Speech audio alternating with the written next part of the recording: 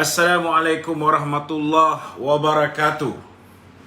Semalam kita dikejutkan dengan kenyataan daripada Ketua Dewan Ulama PAS, Ustaz Nik Zawawi, yang menasihatkan agar Datuk Seri Najib Tun Razak berhenti daripada membuat posting-posting di internet, troll dan sebagainya, dan berhenti daripada mengkritik atau memberi pandangan kepada kerajaan.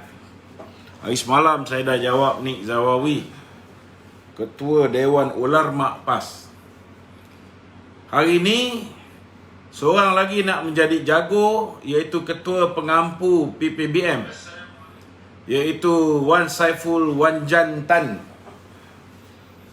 yang telah pun mengeluarkan kenyataan mengatakan bahawa Datuk Seri Najib Tun Razak tidak mempunyai moral standing untuk memberi pandangan bagaimana cara mentadbir negara.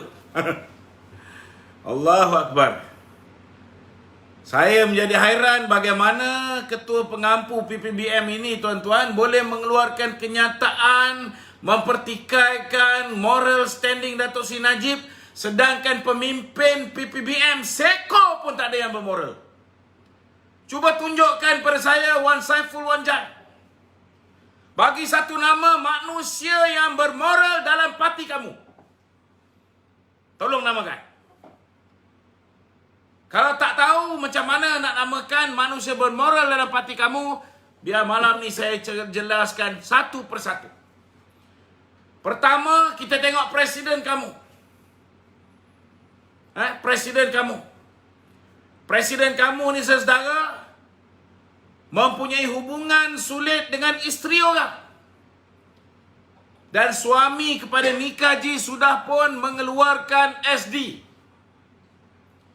pengakuan, bersumpah, yang sehingga hari ini, tuan-tuan, Muhyiddin Yassin tidak berani nak mengambil tindakan undang-undang menyaman Stanley Paul. Sehingga hari ini Stanley bukan Augustine Paul, Stanley Paul, saya dah lupa nama dia, Celestine, tak ada saman. Sedangkan SD itu memberitahu bagaimana isterinya mempunyai hubungan dengan Muhyiddin Yassin, dan Muhyiddin Yassin pernah membayar duit tutup mulut sebanyak 5 juta ringgit. Kemudian ditawarkan pula jawatan, dia minta nak naikkan pangkat suami dia. Kemudian Muhyiddin hanya memberikan darjah datuk kepada Nikaji ni. Tuan-tuan, saya cabar supaya Wan Saiful Wan Jan ini boleh menasihati Perdana Menteri dia, Presiden dia, tolong nafikan apa yang telah diperkatakan oleh Stanley Augustine. Stanley Clement Augustine. Pertama sekali, kalaulah misalnya manusia yang ada hubungan dengan isteri orang ini ada moral standing, pertamanya saya cabar beliau melakukan apa yang dilakukan oleh Datuk Seri Najib. Bila Datuk Seri Najib dituduh mempunyai hubungan dengan Altan Tuyah, dituduh membunuh Altan Tuyah, isteri Datuk Seri Najib dituduh membunuh Altan Tuyah, macam-macam tuduhan. Tuan-tuan, hebatnya Datuk Seri Najib, dia berani bersumpah dengan kalimah wallahi wabillahi watallahi. Dia bersumpah dengan nama Allah bahawa dia kenal pun tidak dengan perempuan Mongolia ni. Tapi saya nak tanya hari ini, kalau betul lah bahawa Presiden PPBM, Perdana Menteri Malaysia, ada moral standing bila dia telah mengangkat sumpah dengan kalimah wallahi wabillahi watallahi, bahawa dia tidak mempunyai sebarang hubungan dengan Nikaji. Saya cabar Wan Saiful Wan Jan untuk buka dan minta presiden dia melafazkan sumpah. Kedua, kalau dia betul-betul kata dia tak ada hubungan dengan Nikaji, saya cabar dia saman saya. Cabar dia saman saya, saman Clement Augustine. Kerana mendedahkan tentang hubungan sulit Nikaji dengan Muhyiddin Yassin. Ketiga, saya cabar supaya Muhyiddin Yassin melakukan ujian poligraf. Dan dalam ujian poligraf itu saya nak dengar Muhyiddin Yassin menafikan dia pernah ada hubungan dengan Nikaji. Kalau 3 benda ni dia boleh buat, insya-Allah rakyat Malaysia akan setuju untuk menjadi lembu macam pemimpin PAS yang mengatakan bahawa Muhyiddin Yassin ialah seorang pemimpin yang berpegang kepada Islam. Kita semua akan ikut macam mana pemimpin-pemimpin PAS ini, tuan-tuan. Hari ini jilat Muhyiddin Yassin. Kita akan ikut. Saya cabar. Buat 3 perkara ni. Pertama, saman Clement Augustine. Kedua, lafaz kalimah wallahi wa billahi wa tallahi, menafikan tuduhan ini. Ketiga, buat ujian poligraf. Buktikan yang dia tak pernah ada hubungan dengan Clement Augustine, dengan Nikaji. Kedua, kita tengok orang nombor 2 paling popular, timbalan presiden PPBM. Jangan lupa Wan Saiful, kau punya timbalan presiden dah jadi menteri besar, tiba-tiba disebabkan masalah dia tak boleh kawal kediaman rasmi menteri besar, jadi macam kelab malam, jadi macam pusat hiburan, tempat tonggang arak, tempat dadah sarang maksiat berlaku di ibu pejabat, di kediaman rasmi menteri besar. Sehingga akhirnya baginda tuanku pun tak boleh tahan dengan perangai si Peja ni. Di mana letaknya moral standing pemimpin kamu, timbalan presiden? Ketiga, kita tengok kamu punya Menteri Kanan nombor 1, Azmin Ali. Semua orang dah tahu, saya pun dah pergi bawa video seks luar tabi'i Azmin dengan Haziq pergi ke Indonesia, jumpa dengan pakar forensik, pergi ke Birmingham, UK, bawa pergi test dengan pakar forensik. Semuanya mengesahkan bahawa pelaku di dalam video tersebut tidak lain, tidak bukan, ialah Haziq dan juga Ketua Penerangan Perikatan Nasional yang hari ini menjadi Menteri Kanan nombor 1 ataupun timbalan Perdana Menteri. Geng semburit jadi timbalan Perdana Menteri kamu kalau ditakdirkan Muhyiddin Yassin mati, tuan-tuan. Cuba bayangkan. Dan hari ini Ketua Pengampu PPBM ini nak bicara soal moral standing. Di mana moral standing Azmin Ali sehingga hari ini tidak berani mengambil tindakan undang-undang terhadap saya. Saya cabar dia. Kalau dia bersih, dia tidak merupakan pelaku di dalam video ini. Orang yang telah mengaku dialah orang yang berada di dalam video itu bersama dengan Azmin Ali, iaitu Haziq. Sepatutnya dia dah dihadapkan ke muka pengadilan. Sepatutnya Azmin Ali dah boleh saman Haziq kerana mencemarkan nama dia. Tapi ada tak Azmin buat benda ni, tuan-tuan? Tak ada. Saya cabar Azmin kerana Azmin kata saya mereka cerita berhubung insiden video tu. Betul, saya berada di Sandakan. Bila dia balik 11 hari bulan Mei tu, kami naik satu kapal terbang. Kita bertegur siapa? Cuma saya tak tahu malam tersebut ketika bulan Ramadan, jam 1 pagi lebih kurang, rupa-rupanya Haziq masuk ke dalam bilik dia di Hotel 4 Point Sandakan untuk buat kerja fight elephant. Yang ini saya tak tahu, tuan-tuan. Jadi saya cabar Azmin. Dia pernah kata saya ni, mereka cerita, Saya cabar dia bersama dengan saya ambil ujian poligraf. Tapi malangnya tuan-tuan, dia tak berani nak sambut cabaran saya untuk ambil ujian poligraf. Nak tahu sama ada saya menipu ke dia yang menipu. Sampai sekarang tak berani. Di mana moral standing Azmin Ali? Dan sehingga hari ini, ramai pihak mencabar dia. Ikut apa yang telah dibuat oleh Datuk Seri Najib. Bersumpah dengan kalimah wallahi wa billahi wa tallahi. Bersumpah dengan nama Allah bahawa dia tak pernah meliwat ataupun diliwat oleh sesiapa. Sehingga hari ini tuan-tuan, dia tak berani pun. Itu yang ulama PAS mendakap erat Azmin Ali hari ini.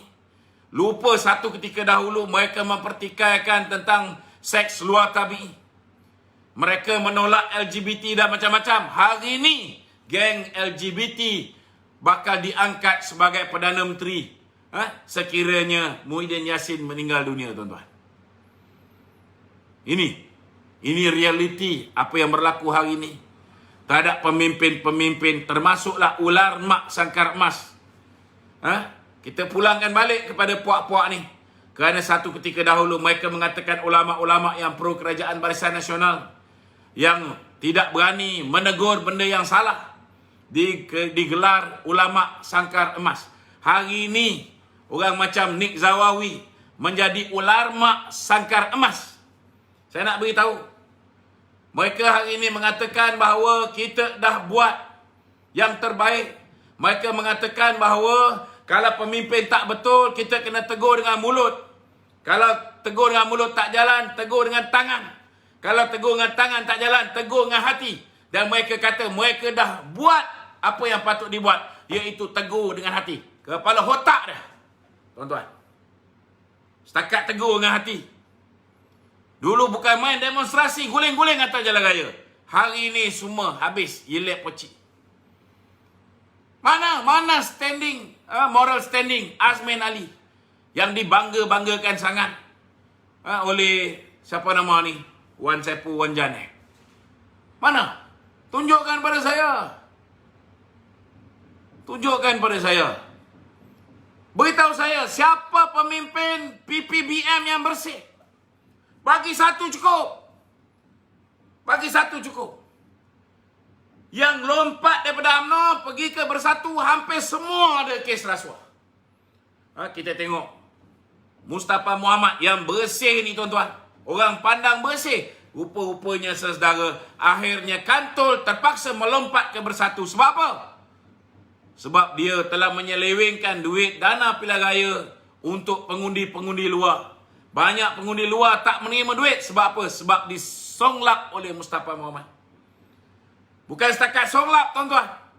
Duit ini akhirnya masuk sebahagian ke dalam akaun anak dia, sebahagian dalam akaun isteri dia. Saudara, sehingga akhirnya bila diugut oleh Tun Daim, kalau tak mau lompat pergi ke PPBM, dia akan isterinya dan anaknya didakwa. Baru dia lompat, tuan-tuan. Mana moral standing pemimpin PPBM? Tolong beritahu. Nak cerita satu persatu ni banyak, tuan-tuan. Nak cerita pasal Hamzah Zainuddin pun banyak. Orang dah berderet dah WhatsApp masuk sekarang ni. Nak cerita pasal Hamzah Zainuddin. Terlalu banyak. Cerita bagaimana dia menjadi kaya raya, bagaimana dia boleh menjadi pengurusi Felcra selepas dia gunakan video yang dirakam. Yang dirakam oleh dirinya sendiri. Perbualan telefon antara isterinya dengan Anwar Ibrahim dirakam dan benda itu digunakan untuk dia naik dalam politik. Diberikan kepada Tun Dr. Mahathir, digunakan oleh Tun Dr. Mahathir untuk mematikan kerjaya politik Anwar Ibrahim. Orang macam ni ada moral standing. Beritahu saya, mana pemimpin kamu yang bersih? Ketua pemuda kamu dulu pun terlibat dengan dadah, terlibat dengan maksiat. Nasib dia baik, dia keluar awal sikit. Akhirnya yang kena adun dengkil. Adun dengkil. Ketua pemuda Selangor, PPBM. Kes ganja, kes dadah, perempuan. Apa hari ini kamu juga telah mengangkat jago rogol amah negara. Bukan setakat jago semburit negara. Kamu telah mengangkat orang yang merogol amah menjadi ahli parti kamu. Di mana moral standing kamu? Semata-mata nak kekal berkuasa, nak jadikan supaya jumlah ahli parlimen kamu lebih ramai daripada parti-parti lain dalam Perikatan Nasional. Kamu sanggup curi dan beli seorang ahli parlimen yang ada kes merogol amah. Di mana moral standing parti kamu, wahai Wan Saiful Wan Jan? Cakap tu, brother, pakai otak. Kalau parti kau ni dipenuhi oleh mereka-mereka yang semuanya bermasalah, mereka-mereka yang anak dia ada kes dadah, mereka-mereka yang anak dia ada kes SSM, menyeleweng duit SSM, tak payah ceritalah. Tak payah cerita pasal moral standing. Nak beritahu Datuk Seri Najib berpuluh ribu kali ada moral standing lebih baik daripada pemimpin-pemimpin kamu dalam Pakatan Harapan dan juga Perikatan Nasional. Janganlah nak buat perbandingan. Jangan buat perbandingan. Orang dah meluat muka pemimpin kamu yang sembab tu pun orang dah menyampah tau. Kau lagi ada nak cerita, nak cuba nak memperlekehkan Datuk Seri Najib, kata Datuk Seri Najib tak ada moral standing. Dia ada moral standing nak bicara tentang bagaimana cara nak menjaga negara. Sebab dia pernah jadi Perdana Menteri.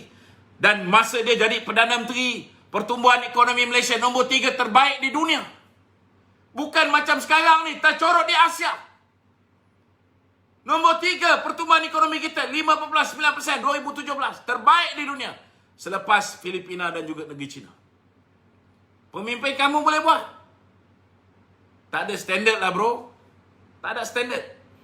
Nak cerita pasal Bursa Saham Kuala Lumpur, zaman Datuk Seri Najib paling tinggi dalam sejarah, 1886 mata. Walaupun kita dijatuhkan mata wang kita akibat daripada kejatuhan harga minyak dunia, akibat daripada pelabur-pelabur Amerika balik semula selepas Donald Trump menang, kerana Donald Trump menjanjikan bahawa dia akan naikkan interest rate Amerika. Ringgit jatuh, tapi tanpa perlu tuan-tuan, tanpa perlu menambah ringgit macam Badigo Soat Mahathir Mohamad ni buat. Datuk Seri Najib berjaya membetulkan balik curve. Harga ringgit naik mencanak sepanjang tempoh 2017. Semenjak dia balik daripada negeri China, untuk memujuk negeri China untuk membeli minyak sawit kita kembali, untuk membeli getah kita kembali. Harga komoditi pun naik. Hubungan antarabangsa baik dengan negara-negara seperti China, negara seperti India, negara seperti Amerika, kita berada dalam keadaan baik sepanjang tempoh pemerintahan Datuk Seri Najib.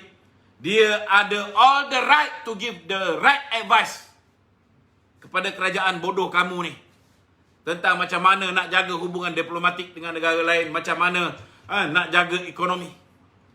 Pertumbuhan ekonomi Malaysia nombor 3 terbaik di dunia. Kadar defisit negara daripada 6.7% tahun 2009 dikurangkan setiap tahun sehingga 2017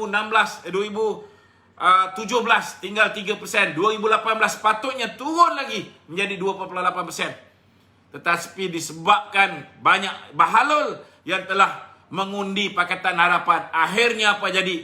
Bagi peluang pada Mahathir yang kononnya ada pengalaman 22 tahun jadi Perdana Menteri.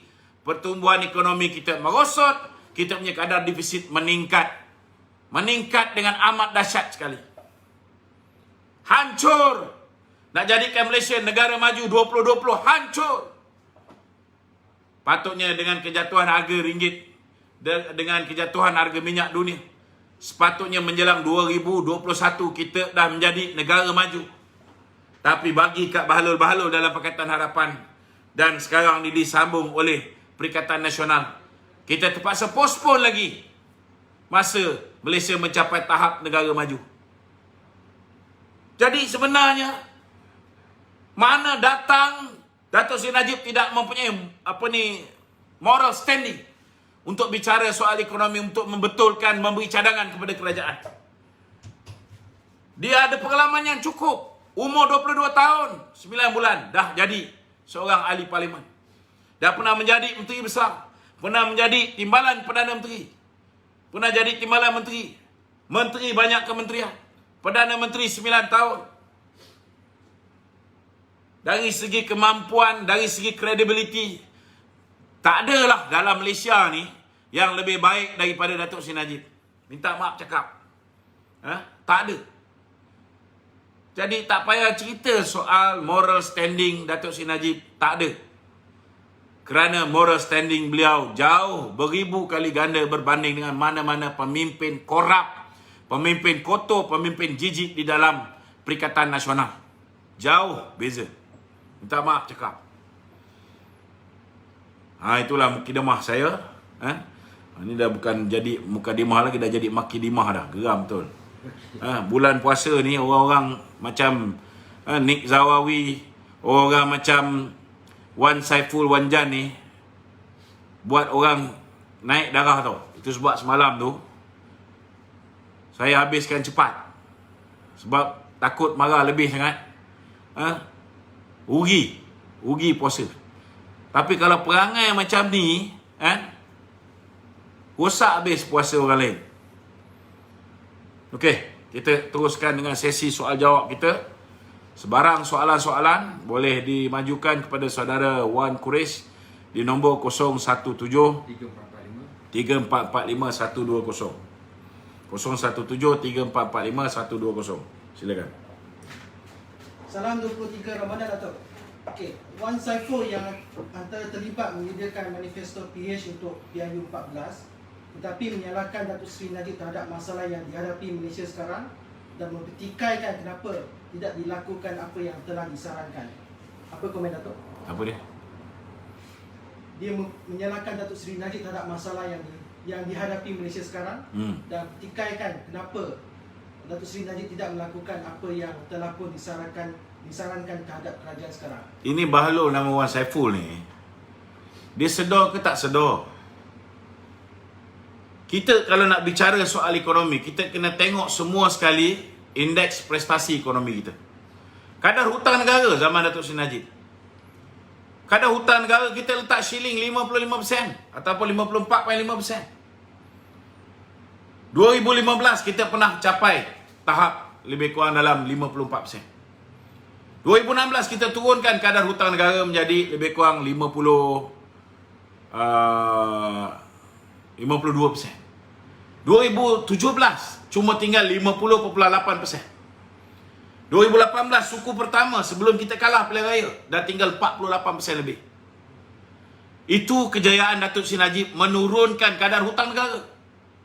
Hari ni hutang negara berapa persen? Suruh Wan Saiful sebagai ketua perangan bersatu ni. Buktikan dia ketua perangan dengan memberikan statistik yang terkini. Berapa hutang negara sekarang ni? Di mana letaknya Malaysia di dalam status pertumbuhan ekonomi negara? Di mana tempat kita? Unjuran semakin lama semakin teruk. Pertumbuhan ekonomi makin menguncup. Hancur. Kalau dia nak kata Datuk Seri Najib tak ada local standard ataupun tak ada moral standing. Dia kena tengok indeks prestasi ekonomi zaman Datuk Seri Najib. FDI tertinggi. Kita punya kadar kebersaingan dari sudut perniagaan dalam kedudukan yang baik. Semua dalam kedudukan yang baik. Tapi bila kita serah kepada mereka 22 bulan di bawah PH, 14 bulan di bawah Perikatan Nasional, apa jadi? Lingkup. Mereka hanya tahu jual aset-aset yang dicari oleh Datuk Seri Najib. Mereka hanya tahu bagaimana meminjam duit. Mereka tak tahu langsung macam mana nak mempelbagaikan sumber pendapatan. Kurang-kurang Datuk Seri Najib telah buat banyak keputusan besar yang baik untuk negara, walaupun akhirnya kena fitnah macam GST menyebabkan kita kalah pilihan raya. Tetapi hari ini dah terbukti bahawa apa yang kita buat dulu, iaitu melaksanakan GST, adalah baik untuk negara. Kita dapat sebuah sistem yang self-policing. Orang tak boleh lari daripada membayar cukai. Peniaga-peniaga yang larikan diri daripada membayar cukai ataupun under declare ataupun memindahkan harga, dah tak boleh buat kerja-kerja kotor tu.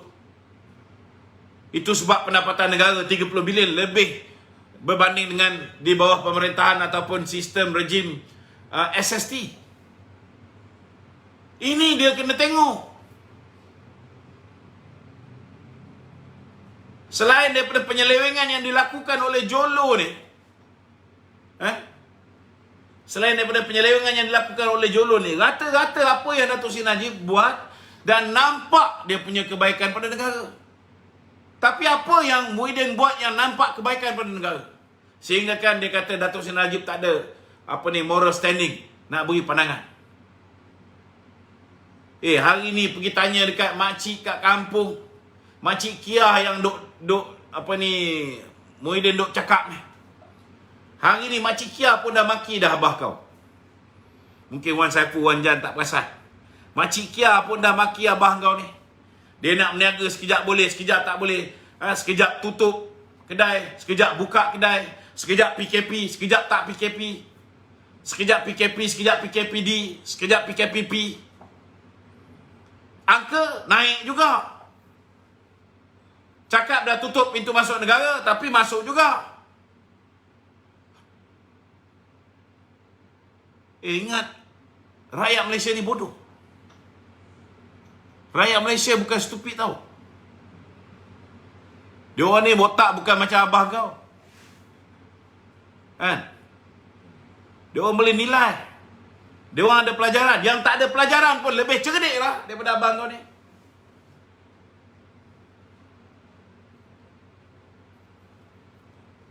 Ya. Datuk, sambungan dengan ulasan Datuk mengenai PKP tadi tu, hari ini telah diumumkan PKP akan buat operasi semula di beberapa daerah di Selangor dan juga Kedah. Jadi yang menyediakan makanan dikehendaki tutup pada pukul 10. Jadi netizen berharap kenapa tak pertimbangkan supaya kedai boleh beroperasi sehingga 6 pagi sekurang-kurangnya untuk bungkus, terutama untuk rakyat yang beragama Islam dan juga mereka di barisan hadapan dapat membeli makan untuk bersahur. Sekarang ni nak kena beritahu bahawa kita tidak mempunyai sebarang harapan pun kalau kita masih mengekalkan kerajaan yang bodoh hari ini. Janganlah kita beranggapan dengan cadangan-cadangan yang kita buat, minta mereka simpati, minta mereka buka perniagaan sampai 6 pagi disebabkan orang nak bersahur dan sebagainya, mereka akan faham. Because they are actually brainless. If they got brain, kita tak payah bagi cadangan pun. They know what should do. They know what they should do. Kita tak payah bagi cadangan. Takkan bodoh sangat tak boleh tahu bahawa dalam bulan puasa orang boleh makan. Sebaik-baiknya waktu untuk bersahur ialah yang paling dekat dengan waktu imsak.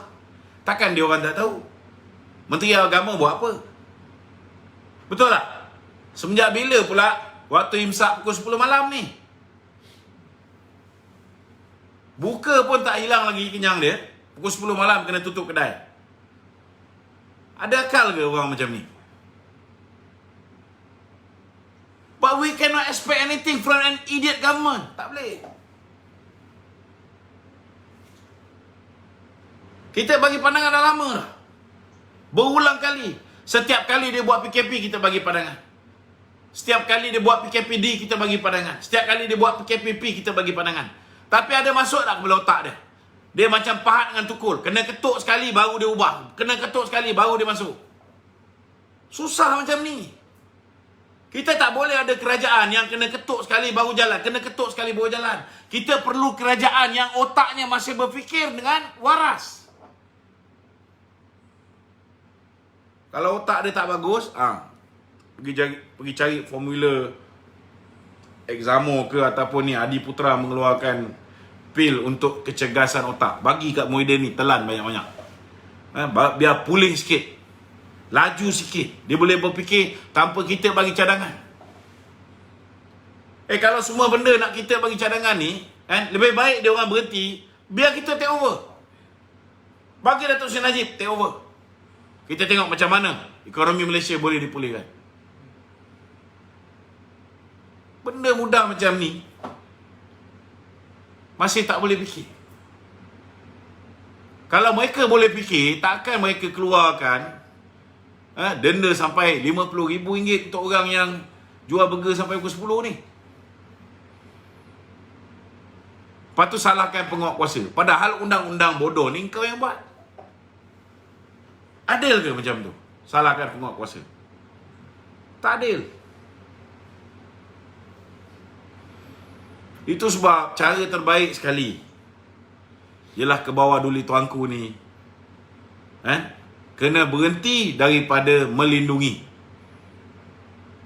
Ke bawah duli tuanku yang di-Pertuan Agong ni kena berhenti daripada melindungi Muhyiddin Yassin. Hari ni raja-raja Melayu semua dah bersuara. Cuma tunggu bila nak buat mesyuarat majlis raja-raja. Asyik postpone je. Semua dah bersuara ni. Tunggu masa je.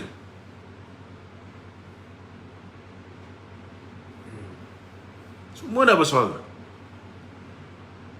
Tunggu masa. Tapi jangan sampai terlambat. Jangan sampai terlambat. Hari ini pembangkang Pakatan Harapan dah mulakan gerakan. Jangan sampai terlambat. Hanya kerana 1-2 orang, akhirnya semua raja-raja Melayu yang ditolak. Ada tak macam ni?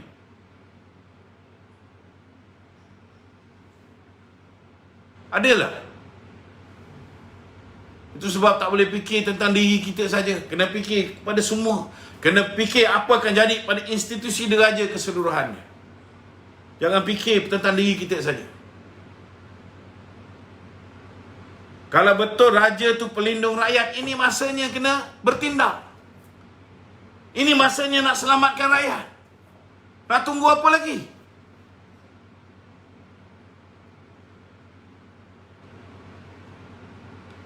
Hentikan benda-benda yang merapu ni.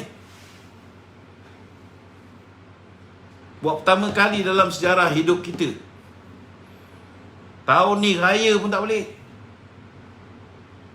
Semua nak ditutupnya. Apa kejadahnya ni? Hari ni macam-macam jenis lagu raya keluar. Tapi kena ingat, hari ni orang masih lagi attack kerajaan Muhyiddin yang gagal. Tapi kalau orang dah give up, orang dah tahu kita cakap apa pun, Muhyiddin tetap kekal di sana kerana baginda tuanku mahu dia kekal di situ. Apa akan jadi akhirnya? Akhirnya institusi diraja akan menjadi sasaran kepada kemarahan rakyat. Adakah ini yang kita nak? Selama hari ini UMNO mempertahankan institusi diraja. Tetapi jangan buka ruang untuk musuh-musuh kita mengambil kesempatan memusnahkan keyakinan rakyat terhadap institusi diraja. Itu sebab hari ini kena hentikan darurat bodoh ni. Kena betulkan. Cukup. Kalau teruskan juga, masa tu kita pertahankan pun, kita tak boleh lawan gelombang pihak yang mahu menukar Malaysia menjadi republik. Masa tu menyesal, air mata darah keluar pun tak berguna. Kena ingat tu.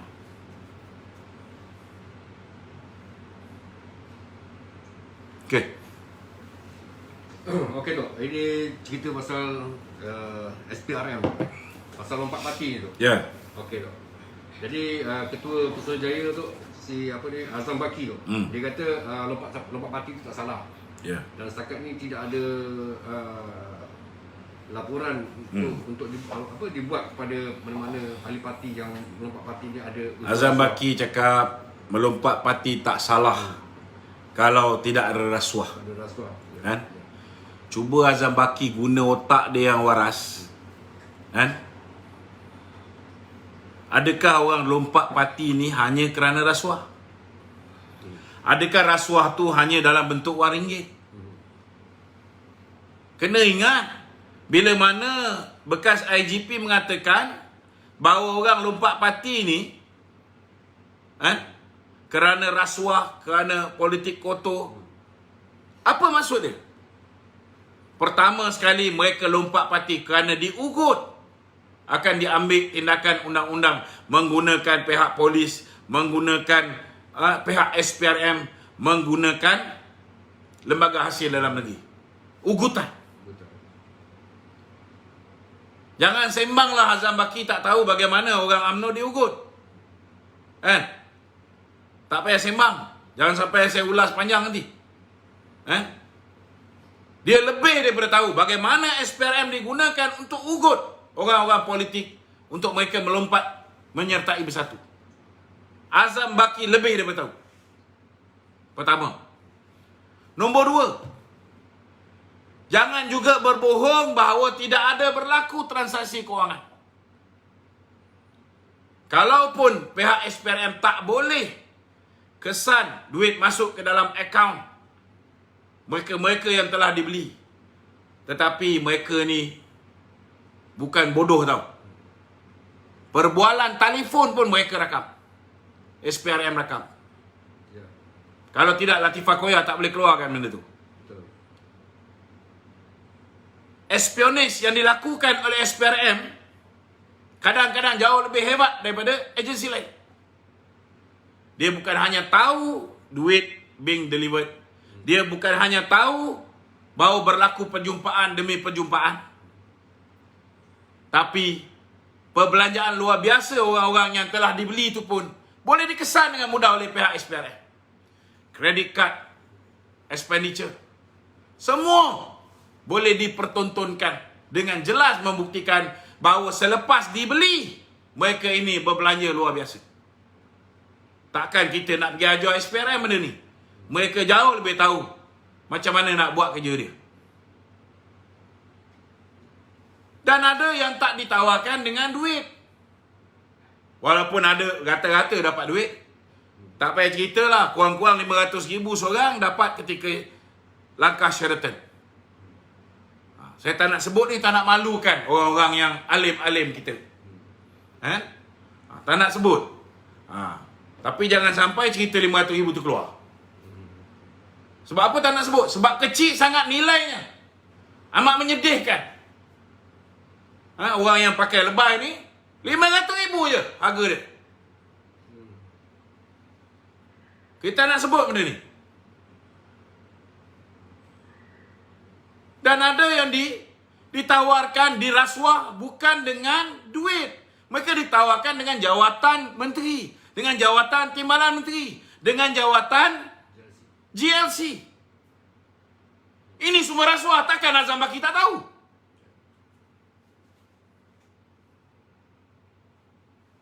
Jadi bila Ketua Polis Negara membuat pendedahan, sepatutnya dia buka peta siasatan.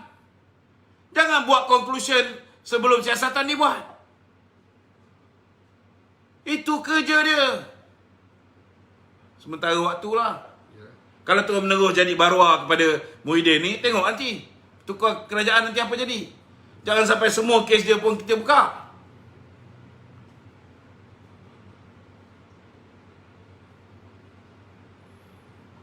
Kalau bersih, kau boleh besar kepala. Kalau sendiri tak bersih, jangan cek pasal. Dia pun bukan berapa sihat sangat.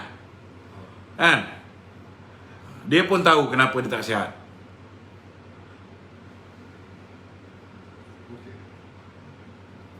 Bila orang cakap, tak payah tunggu laporan dibuat. Bila aku cakap, polis tak tunggu laporan dibuat. Dia buat report polis. Apa? SPRM tak boleh buat report SPRM? dan mulakan siasatan. Boleh. Buat dulu siasatan. But actually tak perlu pun buat siasatan. Sebab dah lama dia orang tahu. Sebab they all tap our phone conversation. Ya. Betul tak? Sama juga dengan Amir Bado. Ni pun satu hal juga. Hari ni baru nak cerita. Oh, ada menteri naik private jet pergi ke Sabah. Soalnya apa pasal cerita menteri naik private jet pergi Sabah? Yang dia bawa duit pergi bayar orang-orang yang bertanding bebas. Kenapa tak cerita? Adakah polis tak tahu?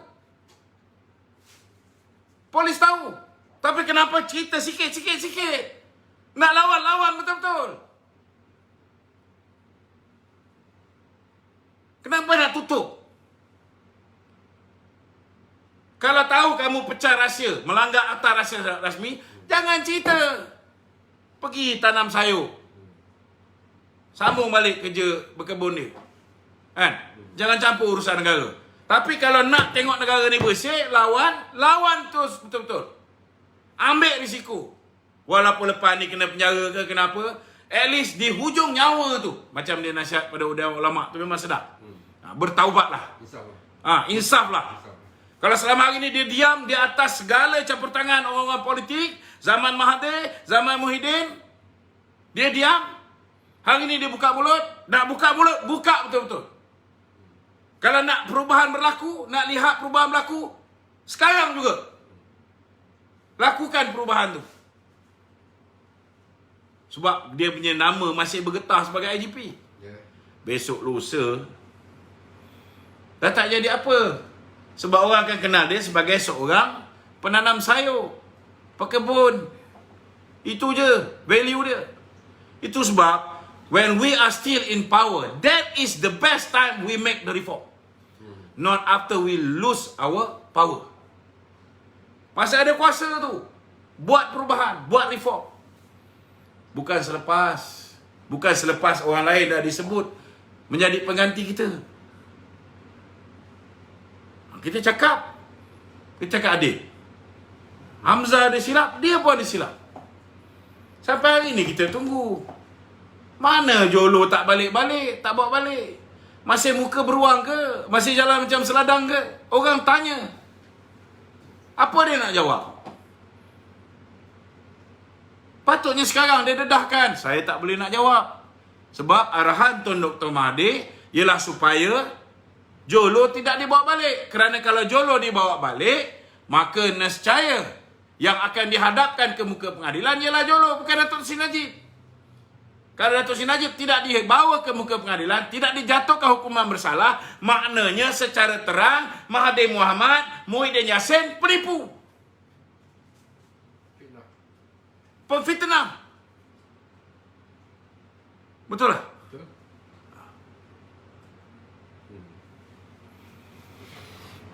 Sorry lah panas sikit. Sebab orang duk komplain. Saya cakap ni slow sangat, relax sangat. Dia nak tengok kita keras. Bukan tak boleh keras, kita tengok ada mood juga nak keras ni, tuan-tuan. Tak boleh dibuat-buat, kan? Tapi kalau orang mulut lancang macam anak Jan ni kan, dengan Nick Zawawi ni, kan?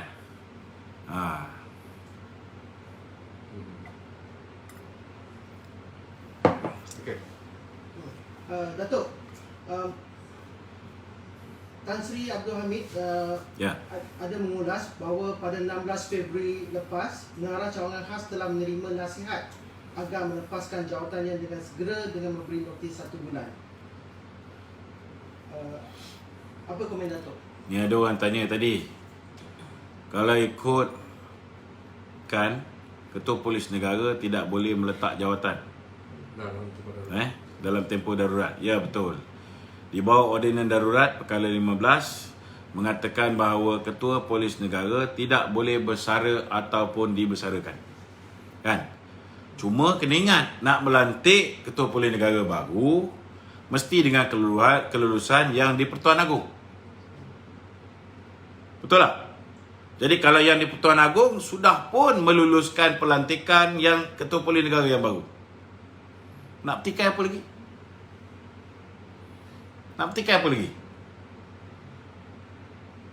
Perdana Menteri yang tak ada majoriti pun Agung bagi jadi Perdana Menteri dan Ketua Darurat.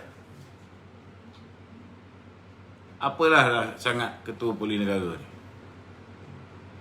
Betul tak?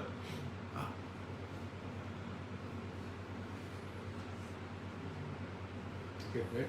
Ya, jadi berkenaan dengan nasihat untuk pengarah cawangan khas meletak jawatan lebih awal, ada apa-apa ulasan? Siapa nasihat? Dia tak nyatakan, tapi dikata telah menerima nasihat supaya melepaskan jawatannya dengan segera dengan memberi notis 1 bulan. Kalau ikut Datuk Amir Bado ataupun Tan Sri Amir Bado, dia mendedahkan bagaimana Hamzah Zainuddin menggunakan pengarah cawangan khas ini kan, untuk kerja-kerja politik dirinya. Kalau ikutkan itu memang bertentangan dengan undang-undang. Jadi kita mintalah Tan Sri Amir Bado ni buatlah laporan kepada Suhakam kepada SPRM kan. Jangan cakap saja. Sebab dia terikat dengan Akta Rahsia Rasmi. Banyak benda yang berlaku, dia tak boleh cerita pada publik. Tapi kalau dia serius, dia kena buat laporan. Sebab hanya bila laporan itu sudah dibuat, maka baru ada peluang tindakan akan diambil. Walaupun kita tahu kalau buat laporan ke SPRM dalam keadaan hari ini, Ketua Pesuruhjaya SPRM pun kata lompat parti itu bukan satu kesalahan. Kan? Selagi tak ada rasuah. Hanya lembu je yang percaya bahawa orang lompat parti tanpa sebarang imbuhan. Memang betul tak ada rasuah duit. Tetapi bukan hanya rasuah duit yang patut diambil kira sebagai rasuah. Rasuah jawatan, rasuah. Rasuah kedudukan, rasuah. Rasuah perempuan, rasuah. Rasuah jantan pun rasuah. Kena ingat tu. Rasuah barang, rasuah. Rasuah kelulusan projek, rasuah. Betul tak? Kena ambil kira. Ugutan. Kalau tak masuk bersatu, tak lompat parti, akan dikenakan tindakan undang-undang. Ini pun salah. Salah guna kuasa. Kenapa tak ada siasatan? Kenapa tak ada siasatan? Kamu ada kuasa hari ini. Ketika kamu ada kuasa, ketika itu patut kamu buka kertas siasatan. Buka kertas siasatan. Cuba kalau Datuk Tan Sri Amir Bado ni cerdik. Ketika awal pemerintahan Muhyiddin Yassin, dilantik je Hamzah Zainuddin menjadi Menteri Dalam Negeri. Ketika itu dia campur tangan urusan polis. Ketika itu Tan Sri Amir Bado buat laporan SPRM. Sebelum dia buat laporan SPM, dia beritahu bahawa saya telah diganggu urusan jabatan Pasukan Polis Diraja Malaysia, telah diganggu oleh Menteri Dalam Negeri, dan saya akan membuat laporan SPRM. Lepas buat laporan SPM tu janganlah cerita apa-apa. Salah kalau dia cerita. Sebelum buat tu dia boleh cerita. Maknanya orang tahu, oh tegas Ketua Polis Negara kita ni. Tapi kalau kamu diamkan, betul lah dia 2 kali pergi jumpa dengan Muhyiddin Yassin. Muhyiddin Yassin ni orang yang arahkan Hamzah Zainuddin buat kerja.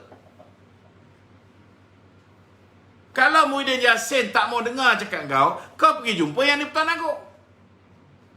Kalau Yang di-Pertuan Agong tak mau dengar cakap kau pergi beritahu pada publik. At least rakyat tahu bahawa dia telah melakukan sesuatu untuk menghentikan penyalahgunaan kuasa, untuk menghentikan salah laku yang dilakukan oleh Menteri Dalam Negeri. Patut dia buat begitu. Bukan dah dinamakan orang lain menggantikan dia. Lagi 5 hari baru nak pencen, baru dia nak cakap. Orang akan pertikaikan Patutnya Wan Saiful Wanjani pertikaikan di mana moral standing Ahmad Bado, bukan Najib Razak. Sepatutnya. Tapi okey lah.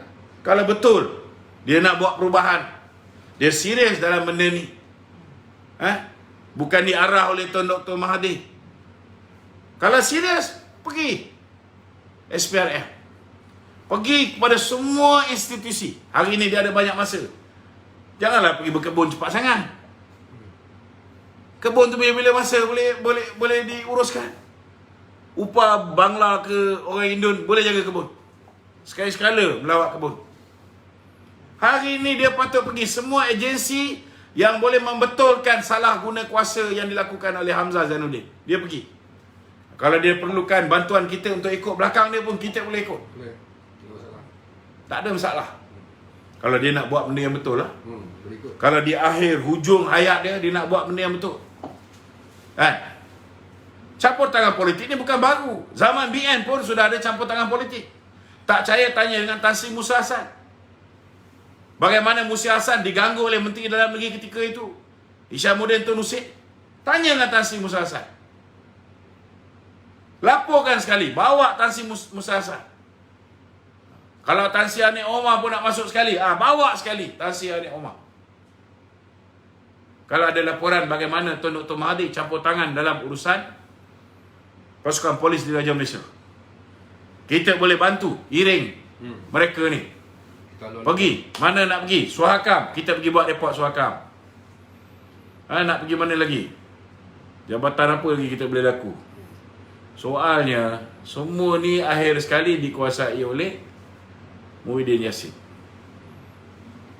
Itu sebab sekarang ni aku pun benda-benda salah laku ni, report polis pun aku suruh orang lain je pergi. Bazir masa.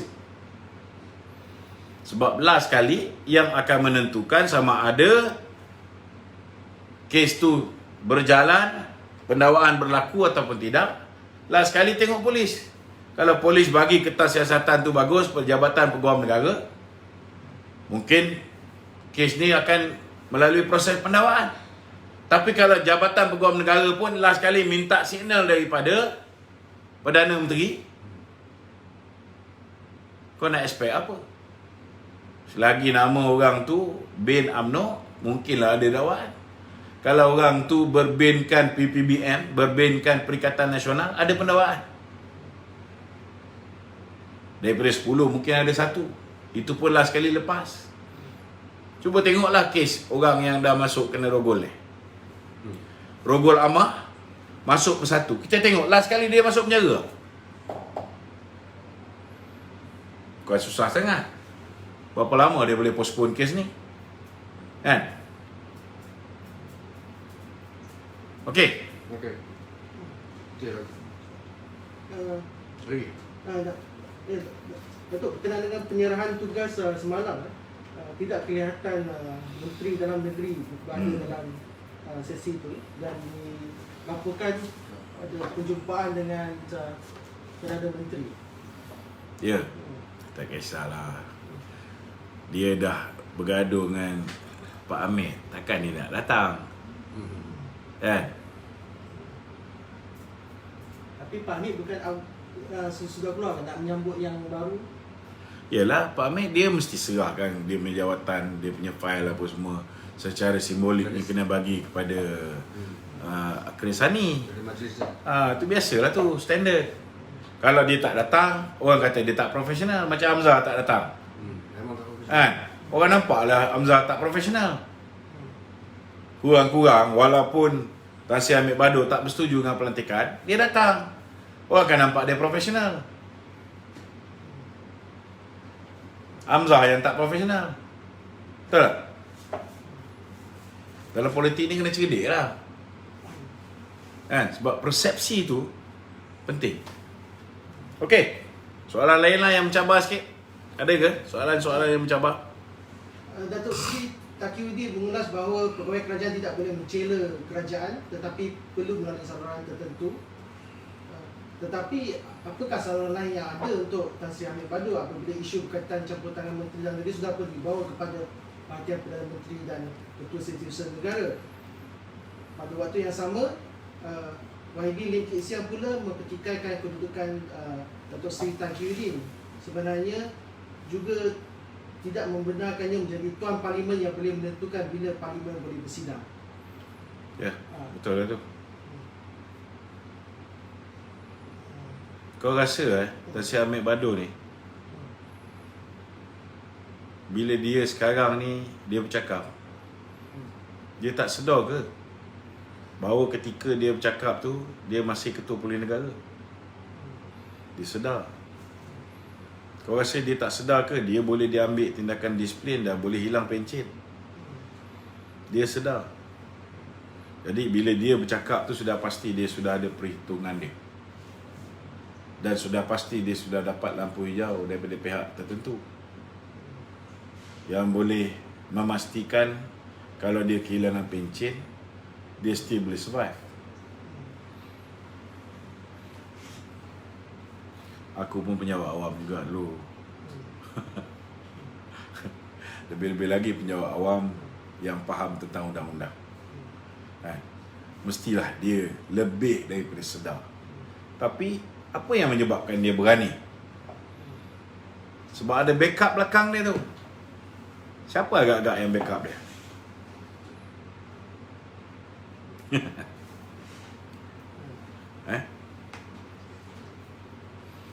Yang komen Wahidin Lim Kit Siang tu, betul ke speaker sebenarnya kedudukan hierarkinya lagi tinggi daripada Menteri Undang-Undang dalam menentukan Parlimen boleh bersidang ke tidak? Siapa? Speaker punya power dengan Menteri Undang-Undang. Siapa dari segi protokol, speaker sepatutnya lagi tinggi, bukan yang Menteri Undang-Undang. Korang tak payahlah nak fikir benda-benda yang bodoh-bodoh macam ni. Speaker pun baru Muhyiddin, Menteri Undang-Undang pun baru Muhyiddin. Kan? Diorang ni akan buat apa saja untuk pastikan Parlimen tak bersidang kerana takut bos dia hilang kuasa. Bila bos dia hilang kuasa, disahkan hilang kuasa, diorang pun hilang jawatan Menteri Haiwan Undang-Undang, speaker pun boleh ditukar. Betul tak? Kena ingat Perikatan Nasional ambil alih je, Arif dibuang, ganti dengan Ad Harun. Kau rasa kalau tukar kerajaan apa ni? Apa kau rasa? Okey. Berkenaan dengan undi 18. Ya. Okey. Datuk Seri Anwar Ibrahim telah pun menggesa mereka yang tidak dapat melaksanakan undi 18 seperti yang telah pun dipersetujui oleh semua ahli parlimen menjelang Ogos ni agar meletak jawatan. Apa dia? Apa dia? Siapa yang tidak dapat melaksanakan undi 18 menjelang Ogos ni sebab dah hampir 2 tahun untuk meletak jawatan. Siapa cakap? Datuk Seri Anwar Ibrahim. Oh. Dan baru-baru ini Datuk Seri Taqiyuddin Hassan pula memberikan jaminan akan dilaksanakan pada tahun ini tapi tidak dinyatakan tarikh bulan bila. Jadi sebenarnya boleh ke arahan dari parlimen yang telah dipersetujui oleh 100% semua ahli parlimen tidak ditunaikan dan tiada apa yang rakyat boleh lakukan? Kenapa Muhyiddin tak tukar? Sebab mereka menjaga kepentingan orang yang sama. Betul tak? So kalau kita nak bawa kes ke mahkamah, last kali kita tahu bahawa mahkamah tu dikuasai oleh mereka juga. So what's the point? Kita kena tunggu kerajaan bertukar. Bila kerajaan bertukar, baru kita boleh tukar semua sistem-sistem yang rosak. Kan? Itu je cara dia. So kalau nak bawa tu, nak bawa ni pergi mahkamah, if we could have a fair trial, then it's worth it. If not, just forget about it.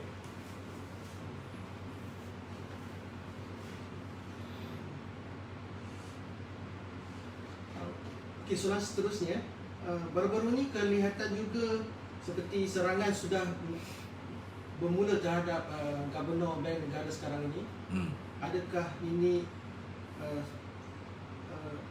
langkah seterusnya untuk pertukaran mereka yang telah pun dilantik oleh pemerintahan yang sebelumnya? Macam mana? Kelihatan tak sudah mula tular serangan terhadap Gubernur Bank Negara sekarang. Dan kita pernah lihat sebelum ni Tan Sri Hamid Madu pun sudah letak jawatan. Adakah ini orang yang seterusnya? Gubernur Bank Negara ni pun dulu melindungi ZT, kan? Sekarang ni Muhyiddin sedang menukar satu persatu. Mula tukar ZT, lepas tu tukar apa ni, Amir Bado, lepas tu tukar, silap lepas ni tukar Gubernur Bank Negara. Semua orang yang masih lagi orang atuk tu ditukar lah, dia letaklah orang dia.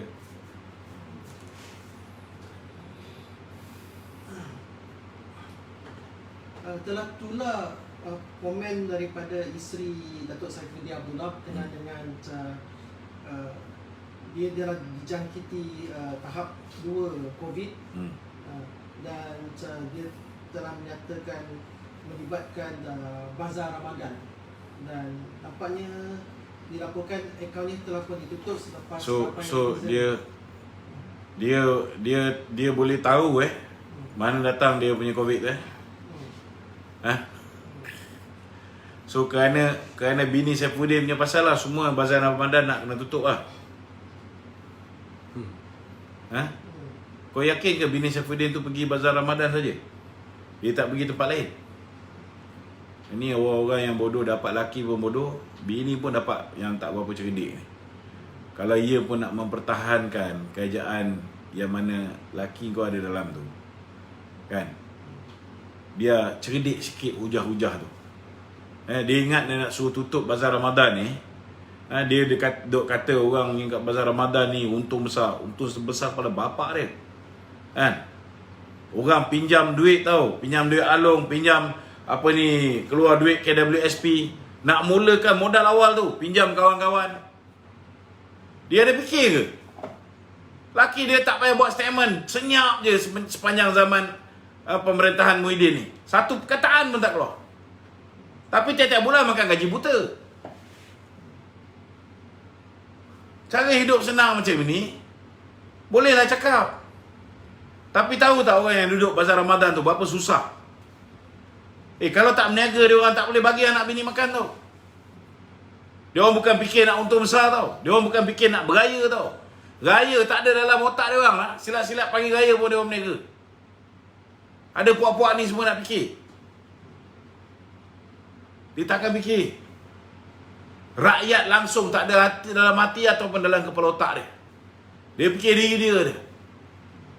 Engkau pergi bazar Ramadan, kau suspek benda ni datang daripada bazar Ramadan, kau suruh bazar Ramadan tutup sebab engkau laki bini kena COVID.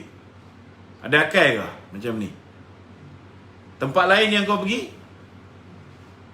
tak mungkin boleh jadi tempat jangkitan. Kalau kau pergi supermarket, tak mungkin boleh jadi tempat jangkitan. Kalau pergi ke masjid, tak mungkin jadi tempat jangkitan. Kalau semua benda kita suspek menjadi tempat jangkitan kita ni, last kali semua tempat tutup lah, kan? Semua tetap tempat tutup, buka kelab malam je, kan? Kelab malam pun nak beroperasi, dia orang pastikan dia orang ikut SOP tu. Kelab malam pun ada akal apa, bro?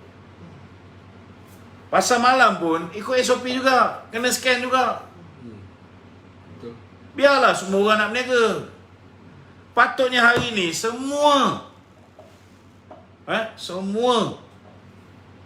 sektor ekonomi dibuka. Bagi mandat pada rakyat, jaga diri dia sendiri. Tapi sebagai kerajaan, ajar rakyat apa yang dia patut buat. Apa dia patut buat untuk kuatkan immune system dia. Ambil B-complex ke, ambil vitamin C ke, ambil herba-herba untuk pencegahan COVID ke. Ada banyak. Tapi ada tengok kerajaan kita ajar. Kalau dah kena, dah tahu sekarang ni sesak hospital, tempat-tempat kuarantin, dah tak cukup katil. Kau longgok semua orang sana, last kali apa jadi? Yang tak kena pun akan kena. Kau ingat dia orang duduk sana, dia orang tak berjumpa. Masa tu lah nak berkenalan, masa tu lah nak pocok-pocok. Kan? Kalau ada yang kena, habis semua kena. Yang dah sihat pun last kali, kena juga balik. Itu yang kawan-kawan ada setengah ambil ubat kat sini. Dia beritahu. Dia dah duduk dalam sana 14 hari, sambung lagi. Ubat tak ada dia bagi. Kita dah tahu ada banyak finding yang mengatakan hydroxychloroquine boleh digunakan.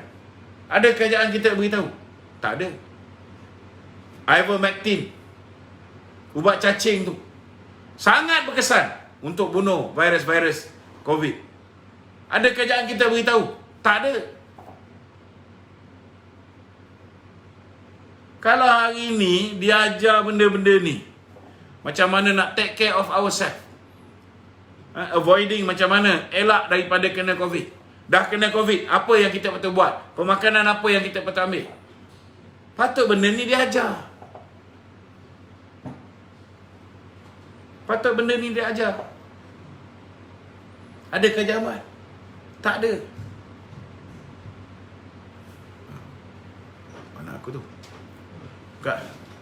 Datuk, akhir sekali soalan netizen. Dia tanya vaksin sama ada rakyat ada hak menolak ataupun menolak mengambil vaksin ataupun jenis Where's your vaksin shirt? yang diberikan. Where is your shirt? Ha? Netizen bertanya Rakyat ada hak untuk menolak.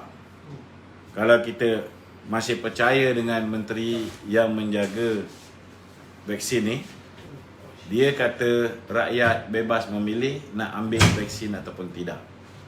Tapi amat menyedihkan, dia pun semenjak berkawan dengan Muhyiddin Yassin, semenjak jadi barua pada Muhyiddin ni, dia pun menipu. Kan? Kerana hari ni terang-terang Jabatan Kerajaan memaksa untuk mengambil tindakan mengambil tindakan tata tertib kepada anggota kerajaan frontliners yang tidak mahu mengambil vaksin. So maknanya dalam arti kata lain, memang ada setengah pihak dipaksa. Mungkin orang awam ni yang tak kena paksa.